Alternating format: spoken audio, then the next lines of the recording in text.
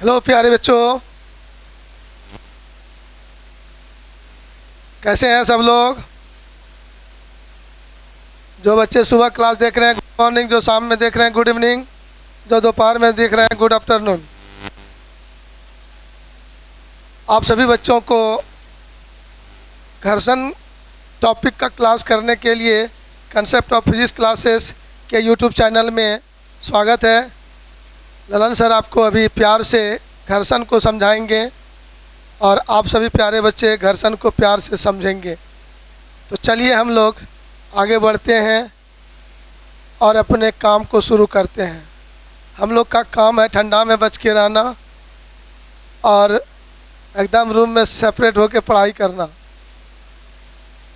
तब तो sir tuition नहीं आएंगे कल से ठंडा में बचना है तो बचने का मतलब है कानून बांध के आया कीजिए रोड पे। हमारे कुछ बच्चे दिख रहे हैं कान में कुछ नहीं बांधा है, हाँ स्टाइल मारता है।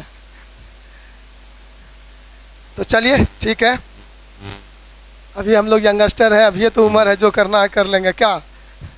कुछ दिन के बाद तो फिर से फुर्सत नहीं मिलेगा आदमी को स्टाइल मारने का। चलिए चलिए भाई मेरे प्यारे बच्चों, बच्चे पर परेशान मत होइए, अपने आप में ध्यान दीजिए।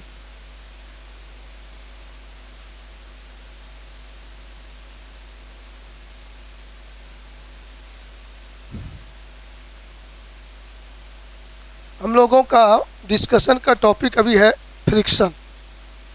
आइए, हम लोग जब सर्कुलर मोशन पढ़ रहे थे तो मुझे पता है कि वहाँ पर घर्षण के बारे में थोड़ा बहुत आइडिया आपको मिला था शॉर्टकट में।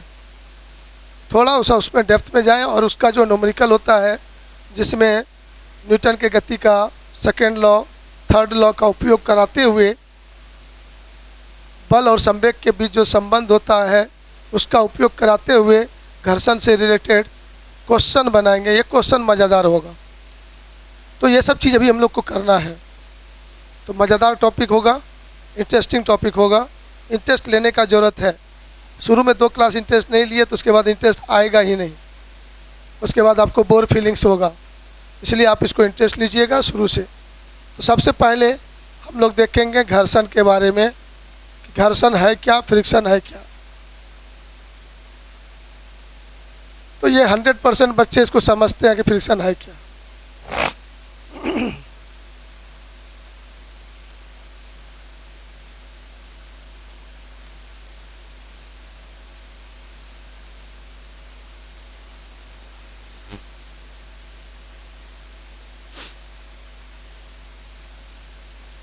तो यहाँ पर देखेंगे हम लोग फ्रिक्शन शब्द जो है किसी एक वस्तु पर दूसरी वस्तु रखी हुई है और वह गति करना चाहता है या गति करता है, तो वह सतह उसके उन दोनों वस्तुओं के बीच के आपेक्षिक गति का विरोध करना चाहता है या विरोध करता है, अपोज करता है। उसी अपोजिंग फोर्स को, विरोधी बल को घर्षण बल कहते हैं। क्या कहते हैं? घर्षण बल कहते हैं। तो देखेंगे गौर से हम लोग इस घर्षण बल में, घर्षण बल का उत्पत्ति का कारण क्या है। तो आप लोगों को मैंने वहाँ भी दिया था सर्कुलर मोशन चैप्टर में, वहाँ आपको बताने का मैंने कोशिश किया था। ड्यू टू रफनेस, सतह का रूखड़ापन, क्या बताया था? सतह का रूखड़ापन, रफनेस। सतह यदि कंप्लीट रूप से स्मूथ हो, चिकना हो, तो वहाँ पर घर्षण बल 0 होगा, घर्षण बल नहीं लगते हैं। लेकिन ये भी कहा था मैंने कि कंप्लीट स्मूथ सरफेस होता ही नहीं है। चलिए ठीक है, 1 मिनट।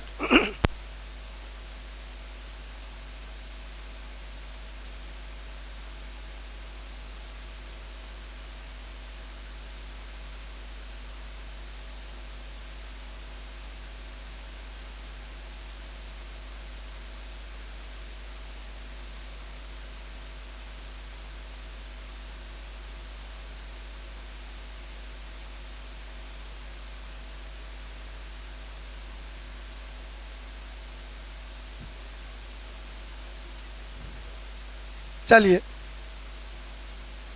तो हम लोग देखेंगे यहाँ पर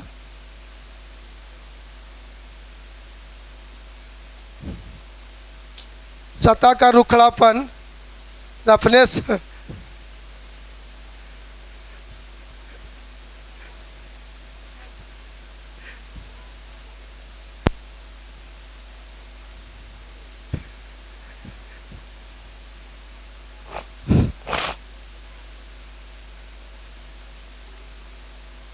when a body moves on a surface,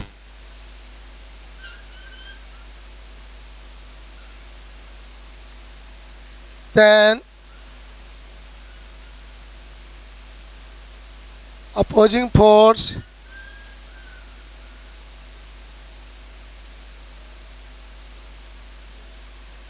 between two surfaces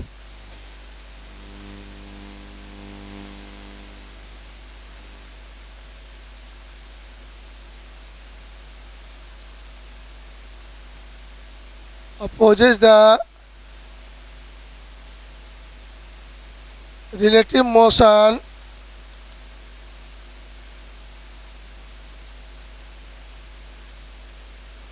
between two bodies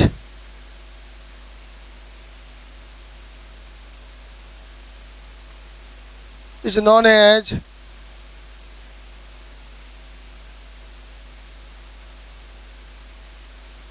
friction force.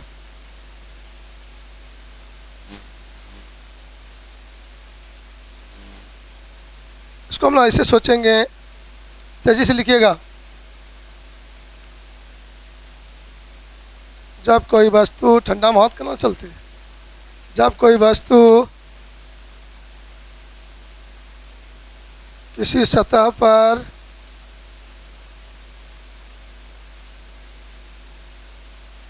गति करता है या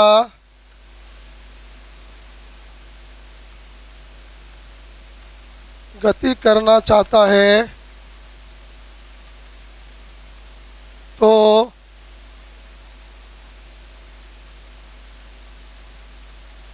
उन दोनों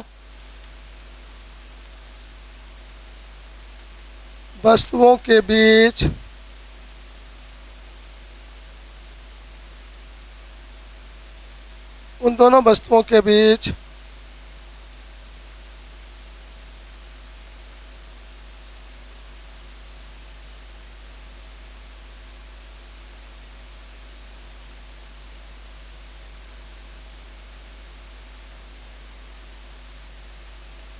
अपेक्षित गति का विरोधी बल को घर्षण बल कहा जाता है। अब यहाँ से देखेंगे हम बच्चे लोग कॉज ऑफ फ्रिक्शन या ओरिजिन ऑफ फ्रिक्शन।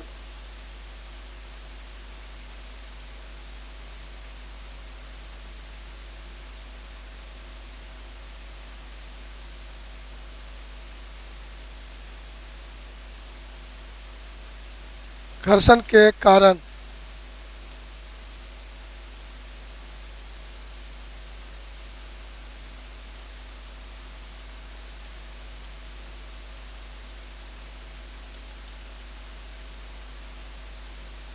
तो हम लोग देखेंगे यहाँ पर सतह का रुखड़ापन, इसमें कहेंगे roughness of surface. Roughness of surface उसका कारण होता है। अब इस रफनेस ऑफ सरफेस को समझना है हम लोगों को कि रफनेस ऑफ सरफेस क्या है। कुछ सतह का रफनेस है जो कि दिखाई ही पड़ जाता है कि सतह रुखड़ा है, ये दिखता है। लेकिन कुछ सतह ऐसा है जिसका रुखड़ेपन को मेरा आँख देख नहीं पाता है, उसको माइक्रोस्कोप से देखेंगे तो दिखाई पड़ेगा। इसलिए रुखड़ापन भी हमारा दो प्रकार का हो जाता है, माइक्रोस्कोपिक और मैक्रोस्कोपिक। अब यहाँ समझना है कि सर हम लोग कांच के सतह पर विचार करें। कहाँ पर? कांच के सतह पर। तो कांच के सतह पर जब आप विचार करोगे ना तो लगेगा कि हाँ ये तो एकदम चिकना है, लेकिन वास्तव में आप एक्सपेरिमेंट करोगे तो देखोगे एक कांच का सतह ले लीजिए और उसी पर एक कांच का वस्तु रखिए और रख कर उसको खिसकाने का प्रयास कीजिएगा, मुश्किल होगा, नहीं खिसका सकिएगा, स्लाइड नहीं कर सकिएगा। और यदि ज़बरदस्ती करिएगा तो उसमें स्क्रैचिंग आ जाएगा, मतलब उसका मॉलिक्यूल सब वहाँ से खिसक जाएगा, लाइनिंग आ जाएगा उसमें। तो जब घर्षण रफनेस है नहीं, रुखड़ापन है नहीं, तो वहाँ पर घर्षण बहुत अधिक क्यों लगता है? कांच के सतह पर, टेबल पर जैसे कांच का प्लेट होता है ना, नहीं बोले हाँ या ना, तो उस पर यदि लकड़ी का कोई वस्तु रखिए, खिसकाइए तो आराम से खिसक जाता है। तो लोग बोलता है यार चिकना हो, ये अवस्था घस की लो, है कि नहीं? सही बात। लेकिन उसी पर कांच के सतह पर कांच का वस्तु रखिए तब खिसकाइए, मुश्किल होगा।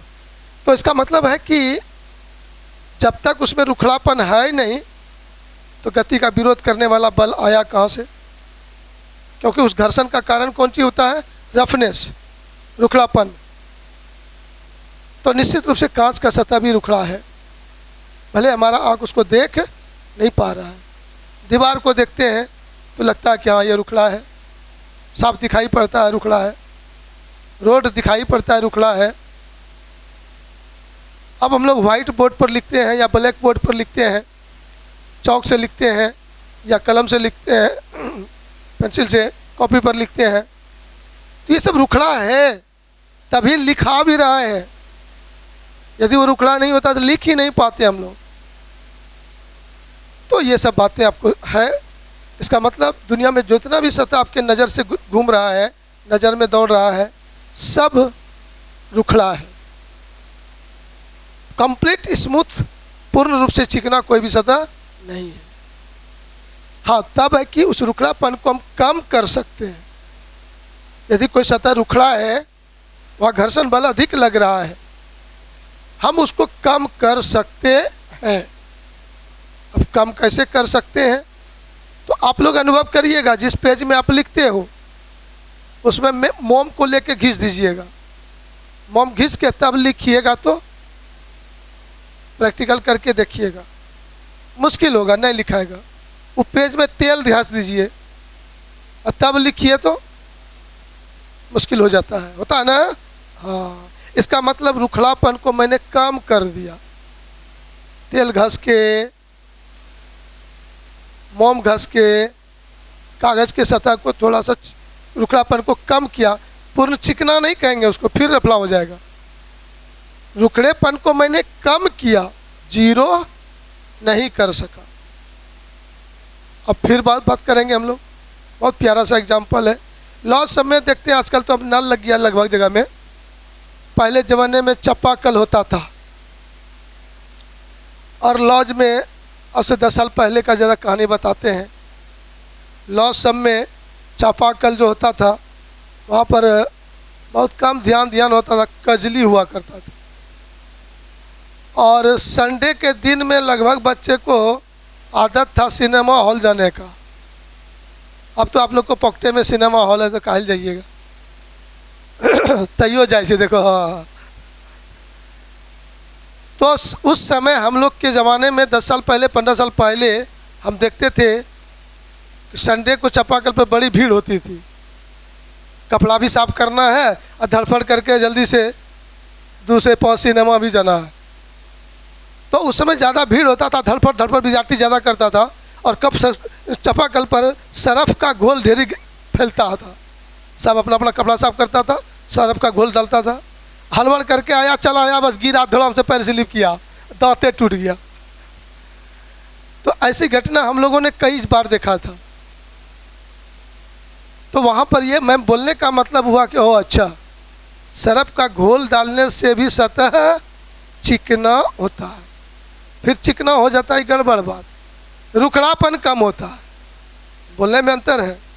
रोको मत जाने दो, रोको मत जाने दो, एक ही लाइन बोला ना, अपने स्टाइल बदल के मतलब दो हो गया, निगेटिव पॉजिटिव है ना। तो वहाँ पर चिकना नहीं हो गया, रुखड़ापन कम हो जाता है। जहाँ पर घर्षण बल का मन कम हो जाता है, तो ये बात उदाहरण दिया मैंने, रुखड़ापन को कम कर सकते हैं। अब फिर देखिएगा कि कभी कभी देखिएगा खेल कूद होता है जिसमें पिलर में ऊपर में कुछ ऊंचाई पे बांध देता है, घड़ा में बहुत कुछ, लोग को कहता है चढ़ के उसको लेना है, और उसमें गिरिस को लेप देता है पूरा आदम। तो गिरिस लेप देने से क्या हुआ, उस सतह का रुखड़ापन घट गया, चढ़ता है फिर ससर के गिर जाता है, फिर चढ़ता है ससर के गिर जाता है। ऐसा खेल हम लोग झारखंड में ज़्यादा देखते होता है। ओ सब कोई त्यौहार है उसी मनाया जाता है इस तरह का चीज़। चलिए ठीक है, उतना तो हमको याद नहीं। तो ये सब बात बोल के मैं आपको क्या समझाना चाहा कि सतह में रुखड़ापन के कारण घर्षण बल लगता है।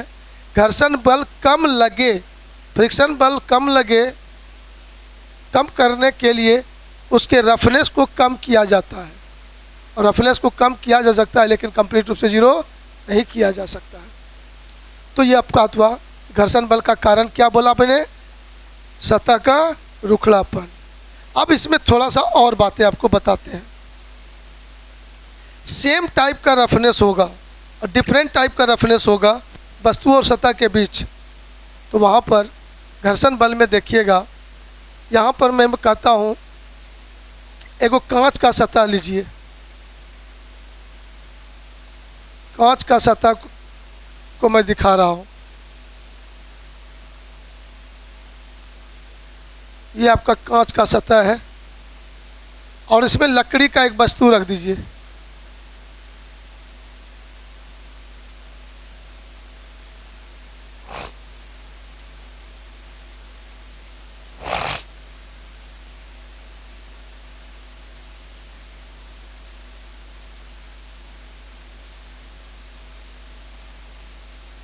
ये हो गया आपका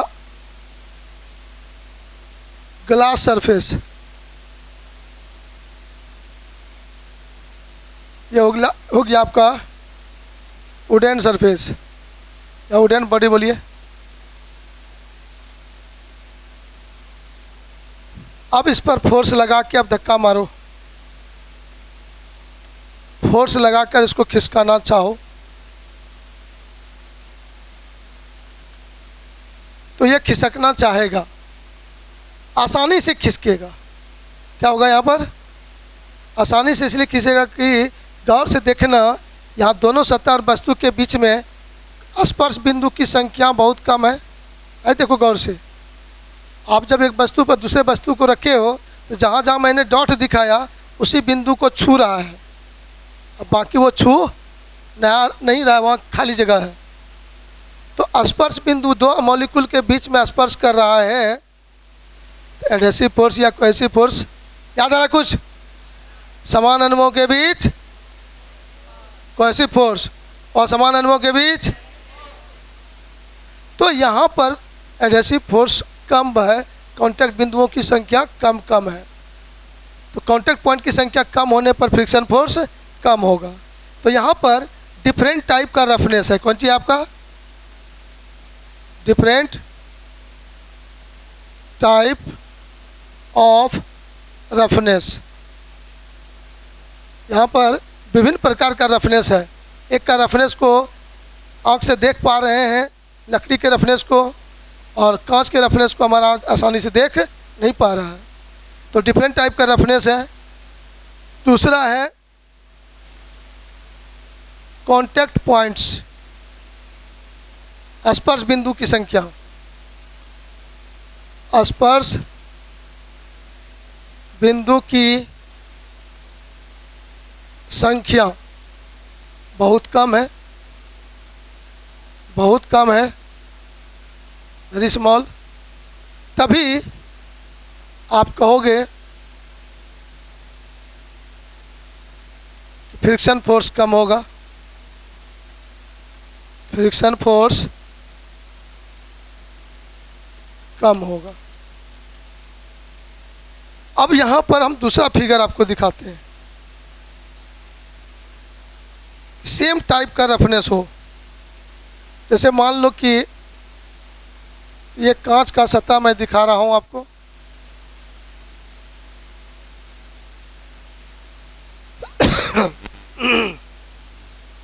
अब वहां पर दूसरा वस्तु है, वो भी कांच का सतह ही है।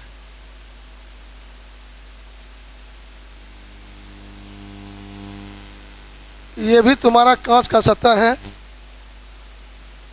और ये भी तुम्हारा कांच का सतह है। ग्लास सरफेस है और ये ग्लास सरफेस है।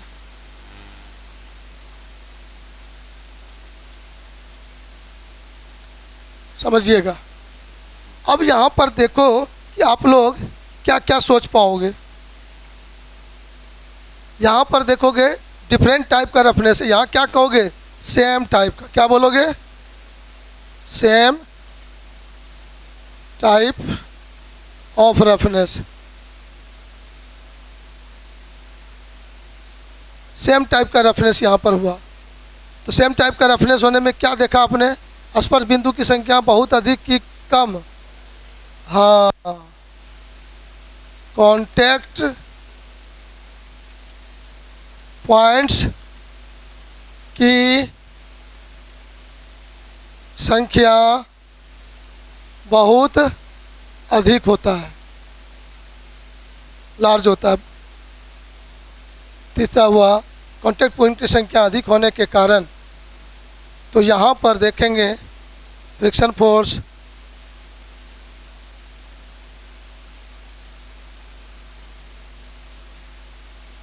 अधिक लगता है। अब ये रफनेस चाहे सेम टाइप का हो डिफरेंट टाइप का हो, इस रफनेस को शून्य नहीं कर सकते हम लोग, कम कर सकते हैं। और उसको सुन लिया आपने, कम करने का अलग अलग जगह पर अलग अलग कंसेप्ट होगा। एक चीज़ आप बताओ, ये तो बताया कि पेज में तेल लगा दीजिए, मोम घस दीजिए, सतह पर ज़मीन की सतह पर सर्फ का घोल डाल दीजिए, वहाँ पर काई हो जाता है वो कर दीजिए। इन सभी चीज़ों के कारण सतह का रफनेस कम हो जाता है। किसी सतह में ग्रीस डाल दीजिए, वहाँ रफनेस कम हो जाता है। तो रफनेस कम हो जाएगा तो फ्रिक्शन फोर्स का मान भी कम लगेगा। तो फ्रिक्शन फोर्स गति का विरोध करता है। गति का क्या करता है? Very good. लेकिन आपको एक जगह बताएंगे अभी, घर्षण बल से थोड़ा फायदा भी होता है। अब इसको समझना है, पहले जैसा सुन लीजिए। आप गौर करके देखोगे एक और कंसेप्ट है। साइकिल जब आप चलाते हो तो आप जल्दी बताना कि उसमें बॉल बेयरिंग सुना है ना? बेयरिंग कहता है साइकिल के जाम हो गलो तो फिर व्हील जाम हो गलो, तो नहीं बोलता है फिर व्हील जाम हो गलो। तो उसको बनावट की कभी ठीक करवाया फिर व्हील खोल के, उसमें देखता है इतना बड़ा बड़ा छर्रा सब ढेरी होता है, नहीं लोहे का छर्रा सब होता है, स्टील का। हाँ, और उसमें ग्रीस भी दिया जाता है। अब सोच के बताओ तो ग्रीस काहे दिया जाता है? दो काम उसका है। एक काम तो ये हुआ कि घर्षण को कम करेगा, और दूसरा काम होगा कि उत्पन्न हीट को, हाथ को घस के देखो जल्दी से, ठंडा समय है गर्म हो जाएगा, तो घर्षण होने से उष्मा उत्पन्न होता है, हीट प्रोड्यूस होता है। जल्दी बोलो। तो वो हीट यदि वहीं पर लोहे के गुल्ली में जमा रह जाए तो वो जल्दी खराब हो जाएगा, पिघल जाएगा, खराब हो जाएगा। लेकिन कहता है कि घर्षण होने से जो हीट उत्पन्न होता है वह ग्रीस उसको एब्जॉर्ब कर लेता है और वो अपने अंदर रखता है, लोहा का गोला को थोड़ा सा कम कर देता है। तो दोनों काम हो गया, घर्षण को भी कम करना और उष्मा को भी अवशोषित करना। आई बात समझ में? चलिए एकदम एक एक छोटा सा बात को सुनिएगा और याद रखिएगा। बोर्ड परीक्षा में तो नहीं आएगा, लेकिन हाँ बोर्ड परीक्षा के बाद ये मदद करेगा फिर से। अब देखिए आगे बढ़ते हैं हम लोग, क्योंकि अभी जनरली बच्चा उसको बोर्ड परीक्षा के लिए पढ़ता है। बोर्ड परीक्षा में तो ठीक छो, नहीं तो छोड़ा रावट। अभी आप लोग के सीनियर लोग को हम तैयारी करवा रहे हैं, तो दिख रहा है उसमें जैसे कोई चीज़ का डेप्थ में जाते हैं, हाँ धू सर छोड़िए न मटियाइए ना, परीक्षा में कितना कम लिखना पड़ेगा उठ बताइए। साइंटिस्ट नहीं बनना हमको। तो आप लोगों का सोच अभी 11th क्लास बच्चों का ये सोच नहीं है, यही बात है, गलत है। हमारा आनी चाहिए वो बटो जे करवो जल्दी करी ना सर, और 12 शुरू करी ना जल्दी, जो कौन दिन करवो बोलो नहीं। देखो एकदम सही बात है। चलिए हाँ, एक बैच सुबह 7 से 8 ऑफिस में चल रहा है और फिर 4 से 5 शुरू होगा। हाँ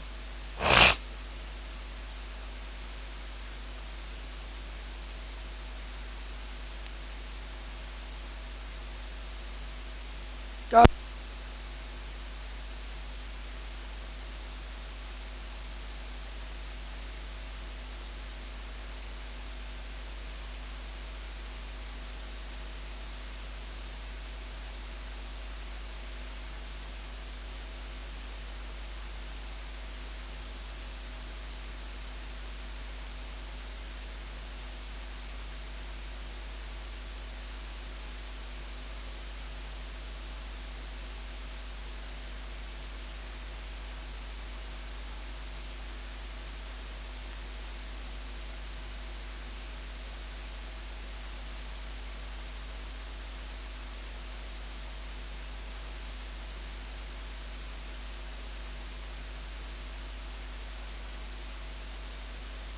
चलिए आगे बढ़े। तो इसमें से हो गया लिखा हुआ ना, देखिए कहता नहीं सर 2 ठो लाइन लिखना है। नहीं सर अब तो नाम रखा गया तुम्हारा।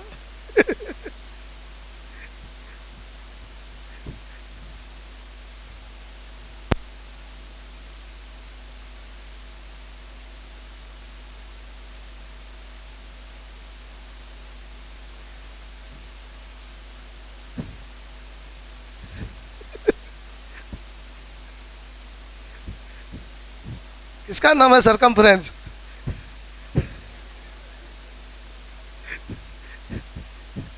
आज नाम का खोज किया जाए। इतना दिन हो गया हम बच्चा लोग का नाम नहीं जानते, 2 4 का नाम जानते हैं। जो ढेर बदमाश है उसी का नाम जान सकते हैं।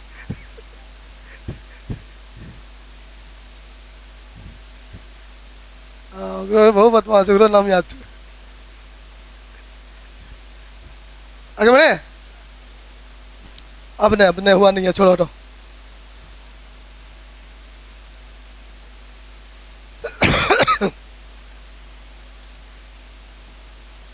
अब बता रहे थे कि साइकिल में जो फ्रीव्हील का बात करता हूं मैं, बॉल बेरिंग क्यों दिया जाता है, बॉल क्यों दिया जाता है, छोटा छोटा बॉल।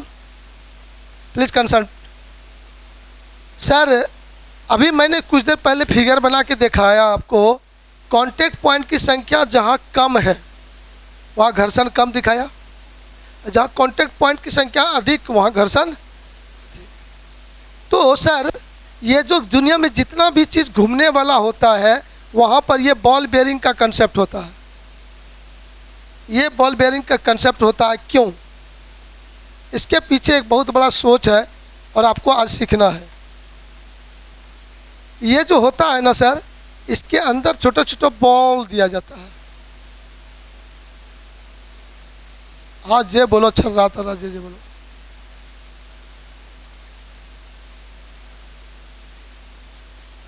अनुभव हो रहा है ना सर? यदि हम ये बीच में ये छर्रा ना डालें, छर्रा बीच में ना डालें, छर्रा बीच में ना डालें तो आपको क्या अनुभव होगा? आपको अनुभव होगा ये एक सतह होगा सर, और उस पर दूसरा सतह रहेगा, उस पर दूसरा सतह होगा इस तरह से। तो आप हमको बताओ स्पर्श बिंदु की संख्या अधिक होगा कि कम होगा? तो उसके प्रत्येक बिंदु पर स्पर्श करेगा, यहाँ पर प्रत्येक बिंदु यहाँ पर स्पर्श करेगा सर।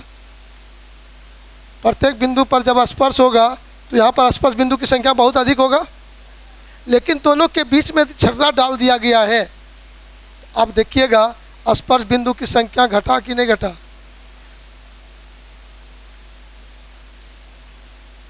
स्पर्श बिंदु की संख्या घट गया। और किसी सतह पर वस्तु को खिसकाना, यहाँ पर एक सतह है, यहाँ पर वस्तु को रख कर खिसकाइए और उसी सतह पर उसको लुढ़काइए। यह सतह को खींचना है यहाँ पर, तो खिसकाना इसको कहते हैं, स्लाइड करना, लुढ़काना, रोलिंग कराना। ये बॉडी को रोलिंग कराओगे, लुढ़काओगे, आर रेडियस का बॉडी है तो लुढ़काना आसान होता है। यहाँ पर क्या होता है? फ्रिक्शन, फ्रिक्शन फोर्स क्या होता है? बहुत कम हो जाता है। लेकिन यहाँ पर तो आप देखिए रहे कॉन्टैक्ट पॉइंट बतना हुआ, तो स्लाइड करने में, क्या करने में? स्लाइड करने में हमें अधिक बल लगता है, स्लाइड करने में फ्रिक्शन फोर्स अधिक होता है। तो यहाँ पर आप देखोगे यहाँ पर स्लाइड होगा, क्या होगा? यहाँ पर स्लाइड होगा, खिसकेगा, लेकिन यहाँ पर रोल हो रहा है। छर्रा क्या होगा? बीच में लुढ़केगा, रोलिंग होगा वहाँ पर। तो कांटेक्ट पॉइंट की संख्या भी घट जाना, रोलिंग होना। तो ये कंसेप्ट हुआ कि साइकिल में ये बॉल बेरिंग का क्यों उपयोग किया जाता है। साइकिल में ही नहीं, दुनिया में जितना भी चीज़ घूमने वाला मशीन है, और आप नज़र उठा के देखोगे चारों तरफ घूमने वाला मशीनें हैं, तो जिन्हें नज़र दौड़ाओ तो सब जगह घूमिए रहा है। घूमता नहीं तो बस सब चीज़ रुक जाता है। क्या घूमता नहीं तो सब चीज़ रुकता कि नहीं? पहला काम कि तुम्हारे घर में बिजली नहीं आता। बिजली कहाँ से आता है मालूम है? कलगांव से। कलगांव में कौन सी होता है? टरबाइन को घुमाया जाता है और वही नहीं घूमता, जाम हो जाता, फिर भी उसका बिजली उत्पन्न नहीं होता। तुम्हारे घर तक बिजली आता नहीं, फेज बदलो आ जाएगा। चलिए, ये सब हमारा छोटा छोटा हुआ डिस्कशन। घर्षण कम करने का उपाय, घर्षण कम करने का उपाय। अब हम लोग को जानना है घर्षण से लाभ और हानि। ध्यान दीजिएगा, घर्षण से सबसे बड़ा हानि है कि अधिक बल हमको लगाना पड़ता है, अधिक ऊर्जा खर्च होता है। एक बात हानि हो गया शॉर्टकट में। दूसरी बात है लाभ। बोलिए तो गुरुजी, मतलब आप यहाँ बैठे हो तो घर्षण के कारण, हम यहाँ खड़ा है तो घर्षण के कारण, हम यदि चल रहे हैं तो घर्षण के कारण। कहानी खत्म। सृष्टि रुकी हुई है तो घर्षण के कारण, नहीं तो सब अभी तैरते रहता है, मज़ा आता, चलने का जरूरत ही नहीं पड़ता। भेंट करना एक दूसरे से, नाम पुकारते हैं बस मुंडी घुमा देते, हम की हाल चो, ठीक छो, हाँ चल बात, बाय बाय। लेकिन ये सब संभव तो ये घर्षण बल सबको रोक के रखा हुआ है। अब गति करते हैं तो घर्षण के कारण। अब है लॉ ऑफ फ्रिक्शन, पूरा लिख के समझाएंगे अगले क्लास में। अभी शॉर्ट में आपको लॉ ऑफ फ्रिक्शन पर एक क्वेश्चन पूछेंगे, इसलिए मैं कम लिखूंगा। क्वेश्चन पूछने के पहले मेरा ध्यान ज़्यादा रहेगा। एक को पहला क्वेश्चन होगा लॉ ऑफ फ्रिक्शन, हम लोग चर्चा करने वाले हैं लॉ ऑफ फ्रिक्शन। सॉरी अभी टाइप होता, लेकिन पहले बात कर लें हम लोग। एक बात मैं पूछूंगा, सर ये सतह है, इस सतह पर हम लोग, कोई है पता नहीं ये क्या है,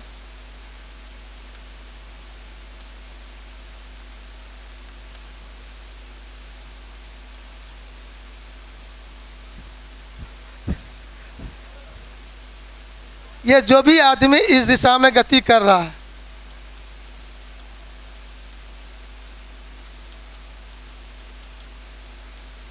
और ये मान लो ईस्ट डायरेक्शन है,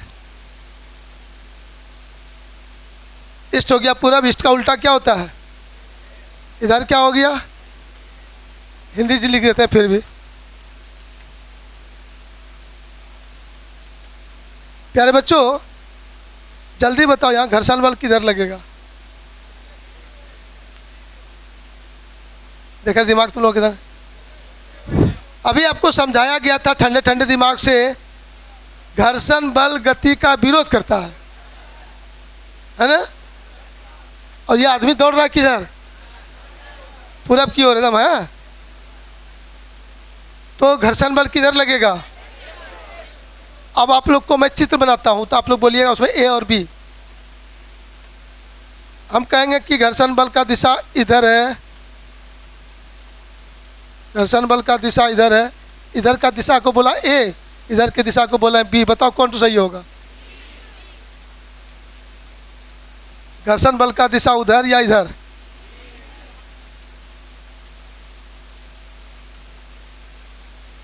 ए के दिशा में या बी की दिशा में? तो घर्षण बल गति के विपरीत दिशा में लगता है, राइट। और हम पूरब की ओर दौड़ रहे हैं, तो घर्षण बल किधर लगना चाहिए? Confirm, confirm. लेकिन प्यार से गलत हो गया। ये घर्षण बल आपको चलने में मदद करता है कि विरोध करता है? जमीन और पैर के बीच घर्षण लगने से आपको लाभ है कि हानि है? तब ना दौड़ने में मदद मिल रहा है। और जब विरोध हुआ तो फायदा क्या ना होगा? ये जल्दी बताओ। विरोध होने पे लाभ होगा? हम दुटका घूस लेंगे, घूस लेने में कोई मदद करेगा तब ना मेरा फायदा हुआ। और घूस लेंगे कोई विरोध कर देगा तो फायदा हुआ। और फिर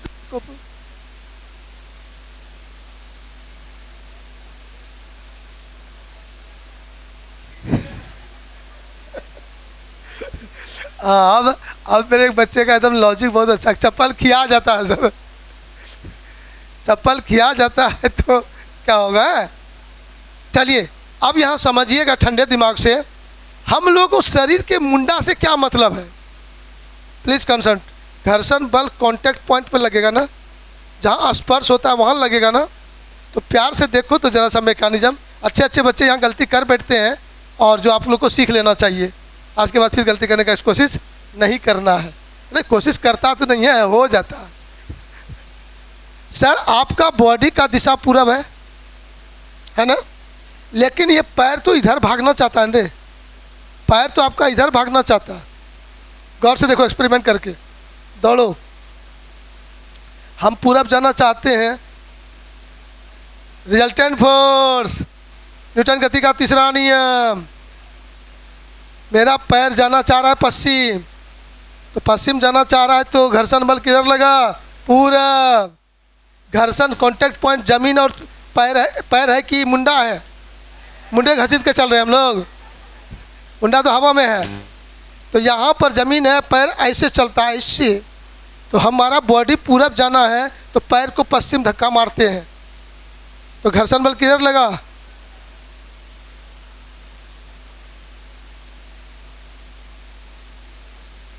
तो घर्षण बल सही कौन तो होगा?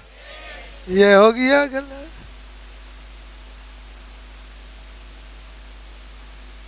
ना हमारा बॉडी किधर दौड़ रहा है? पूरब की ओर। घर्षण बल किधर लगा?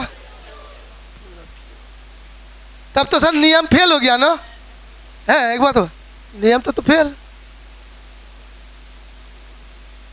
नियम फेल हुआ कि नहीं? नहीं, नियम नियम है, गलत नहीं होता है। तो सर लफड़ा लगा देते आप है? तो घर्षण जहां हो रहा है वहां तो नियम का पालन कर भी किया। हमको शरीर से क्या मतलब है? जहां घर्षण हो रहा है वहां तो गति के विपरीत दिशा में हो ही गया, तो वो तो नियम पालन कर ही रहा है। हमारा बॉडी ना पूरब जा रहा था जी, तो नियम का फेल नहीं हुआ। हम बदी पूरब की ओर दौड़ रहे हैं तो घर्षण बल भी, इसीलिए वो हमको गति करने में मदद करता है। ये घर्षण का लाभ होता है। भले चप्पल की आ जाए। ओके।